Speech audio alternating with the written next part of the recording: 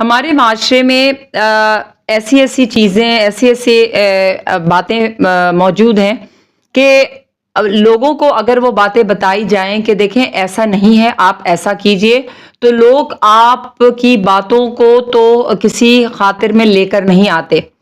یعنی کہ کہنے کا مطلب یہ ہے کہ میں آپ کو ایک مثال دیتی ہوں۔ وہ مثال یہ کہ جس کے گھر کوئی انسان فوت ہو جاتا ہے، جب آپ پرسہ کے لیے اس کے گھر جاتے ہیں تو آپ یہ دیکھیں کہ گھر والے آلریڈی پریشان ہوتے ہیں۔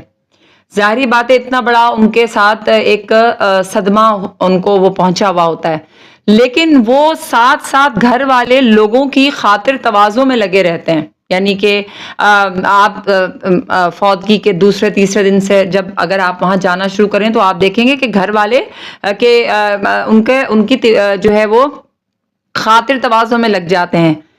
یہ بات انتہائی جو ہے وہ غلط رویہ ہے، کیونکہ گھر والے آلریڈی پریشان ہوتے ہیں۔ تو وہ یہ سمجھ رہے ہوتے ہیں گھر والے کہ اگر ہم ان لوگوں کو نہیں پوچھیں گے تو پھر یہ معاشرے میں ہمارے بارے میں جا کے باتیں بنائیں گے۔ میں یہ